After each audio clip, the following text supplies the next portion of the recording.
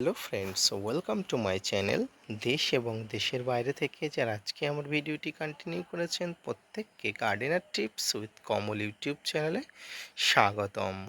তো ফ্রেন্ডস, আজকে আমি আলোচনা করব ছাদ বাগানে 12 মাসি আম গাছগুলোতে সারা বছর মুকুল আনানো, পাশাপাশি গাছের সারা বছর গ্রোথ কিভাবে করবেন তাই নিয়ে থাকছে আজকের ভিডিওটি। আজকের ভিডিও থেকে আপনি সারা বছর আম গাছের মুকুল আনা থেকে শুরু করে গাছের ভেজিটেটিভ এবং রিপ্রোডাক্টিভ গ্রোথ সম্পর্কে আপনার একটি বেসিক ধারণা হয়ে যাবে।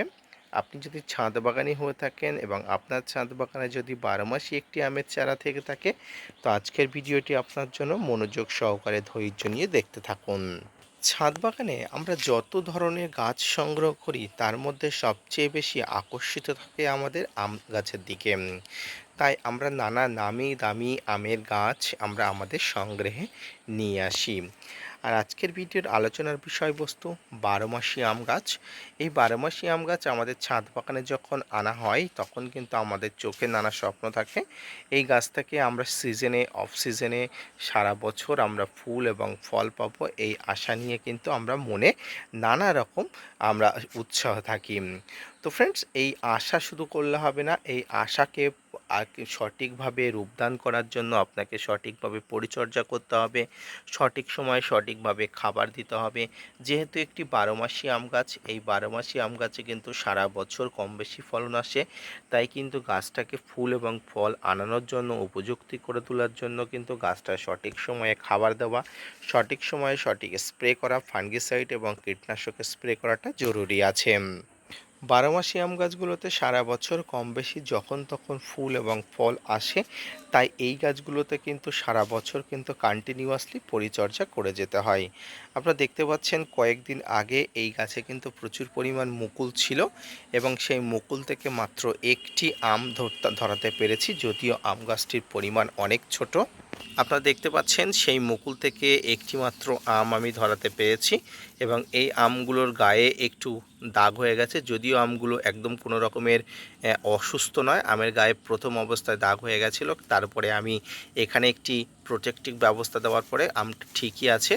তো এইভাবে কিন্তু গাছে ফল আছে, পাশাপাশি কিন্তু গাছে আবার পাশাপাশি ফুল আসছে, অর্থাৎ এই আম গাছগুলোতে আম থাকাকালীনই কিন্তু গাছে ফুল এবং ফল আসে।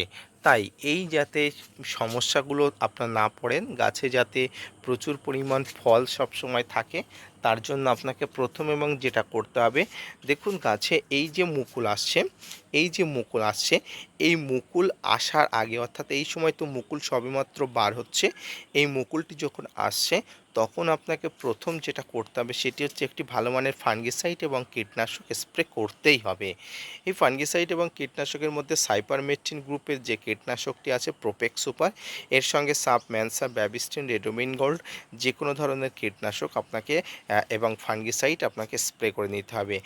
1 ml ফাঙ্গিসাইডের সঙ্গে 1 গ্রাম কীটনাশক, অর্থাৎ 1 গ্রাম ফাঙ্গিসাইডের সঙ্গে 1 ml কীটনাশক একসঙ্গে 1 লিটার জলে মিশিয়ে নিয়ে আপনার ছাদ বাগানে গাছের স্প্রে করবেন। এখানে দুটো কিন্তু সুবিধা আপনি পাবেন। এক হচ্ছে কীটনাশকগুলোকে ফাঙ্গিসাইড বা ফাঙ্গাস বা বিভিন্ন ধরনের চোষক পোকার হাত থেকে রক্ষা করতে পারবেন।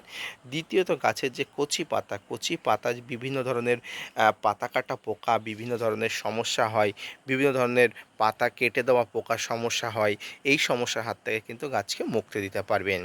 এই দুটি সমস্যা যখন গাছকে প্রতিহত করতে পারবেন তখন দেখবেন গাছের যে নতুন মুকুল আসছে, এই যে কচি মুকুলগুলো আসছে, মুকুলগুলো কিন্তু তরতর করে বেড়ে উঠবে। ছাদ বাগানে যদি মূলত 12 মাসি আম গাছগুলোতে এই দুটি পরিচর্যা সঠিক সময় সঠিকভাবে করতে পারেন বা করা যায়, তাহলে দেখবেন আপনার ছাদ বাগানে সারা বছর কম বেশি মুকুল আসছে এবং মুকুল থেকে আপনি ফুল এবং ফল পাচ্ছেন। এবার আসি গাছের গোড়াতে, অর্থাৎ গাছের যেখান থেকে সব কিছু পরিচালিত হয় সেখানে। দেখুন, প্রথমেই বলেছি 12 মাসি আম গাছে সারা বছর মুকুল আসে, তাই গাছের রিপ্রোডাক্টিভ এবং ভেজিটেটিভ গ্রোথের দিকে গাছের সব সময় মনোযোগ দিতে হয়। তাই এই গাছের রিপ্রোডাক্টিভ বা ভেজিটেটিভ গ্রোথের জন্য মনোযোগ দিতে গেলে যেটি করতে হবে সেটি হচ্ছে এনার্জি। আর এনার্জি যেটা আসে সেটা হচ্ছে শিকড় থেকে বা মাটি থেকে বা খাবার থেকে। এই এনার্জি লেভেল ঠিক রাখার জন্য গাছে কিন্তু খাবার যথাযথ দিতে হয়। অর্থাৎ গাছে যখন তখন আপনাকে উৎপন্নকারী খাবার দিতে হবে। অর্থাৎ এই মাটিতে অবশ্যই নানা ধরনের খাবার, যেগুলো এনপিকে টাইপের খাবার, যেগুলো থেকে গাছ সমস্ত ধরনের খাবার সংগ্রহ করতে পারে। এই মাটিতে আপনি শিংকুচি, এই মাটিতে হাড় গুঁড়ো, এই মাটিতে এসওপি, এই মাটিতে বিভিন্ন ধরনের যে খাবার উৎপাদনকারী খাবার। তবে এক্ষেত্রে একটা কথা আমি আপনাদের বলে রাখি, 3 খোল অর্থাৎ সর্ষের খোল, নিম খোল এবং বাদাম খোল আপনারা দিতে চাইলে দিতে পারেন, না দিতে চাইলে কোনো অসুবিধা নেই। এই নিম খোল, সর্ষের খোল এবং বাদাম খোল ব্যতীত আপনারা যাবতীয় মিশ্র খাবার কিন্তু টবের মাটিতে দিতে পারেন। বিশেষ করে এই 12 মাসি আম গাছগুলোতে, যে গাছগুলোতে সারা বছর ফল থাকে, সারা বছর কম বেশি ফুল ফল হয়, সেই গাছগুলোতে কিন্তু আপনারা দিতে পারেন, কোনো ধরনের কোনো অসুবিধা নেই। এবার আসি গাছের যখন মুকুল আসে বা মুকুল আসার যে সময় হয়, এই সময় কিন্তু গাছের বিভিন্ন ধরনের মাইক্রোনিউট্রিয়েন্টের অভাব ঘটে। এই মাইক্রোনিউট্রিয়েন্টের অভাবের জন্য কিন্তু গাছের নানা সমস্যা হতে পারে। তাই এই মাইক্রোনিউট্রিয়েন্টের অভাব যাতে গাছে না হয়, সেই জন্য এই সময় গাছে মুকুল আসার আগে এই সময় গাছে কিন্তু একবার ভালো মানের একটা মাইক্রোনিউট্রিয়েন্ট স্প্রে করতে হবে।